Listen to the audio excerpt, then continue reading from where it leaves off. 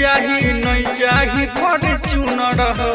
पैसा नहीं चाही कौड़ी नहीं चाही फॉर्च्यूनर हो।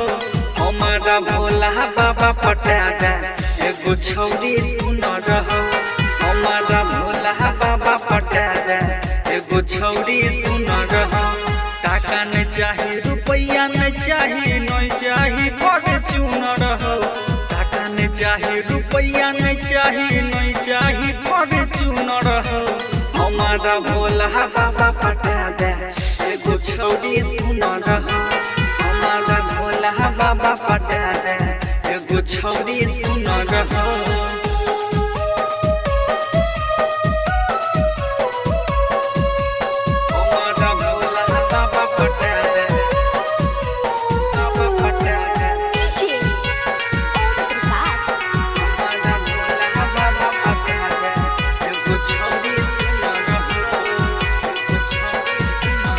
पूजा करब सुबह शाम बाबा तोरा हम हो। काबर लेके अइब हर साल तोरा धाम हो।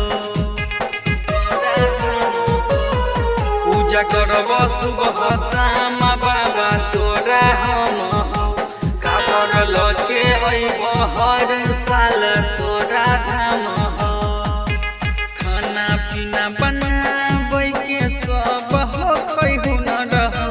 खाना पीना बनाबै के सब हो हुनर हो।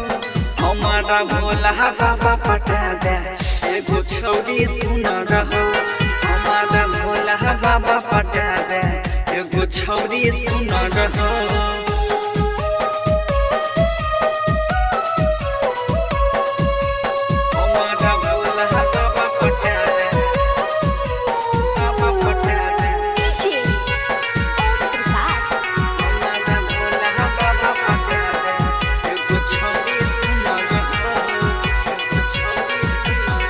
पूरा दुनिया जानै छौ तोहर महिमा महान।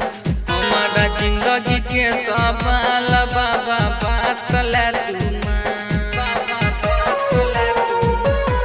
पूरा दुनिया जानै छौ तोहर महिमा महान।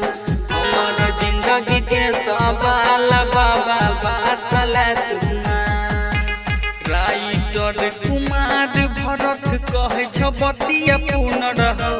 नंदन भरत दिलकश कहे छ बतिया पुनर हो। हमारा भोला बाबा पटा दे एगो छौरी सुनर हो। हमारा भोला बाबा पटा दे एगो छौरी सुनर हो। Presented by PKG Official।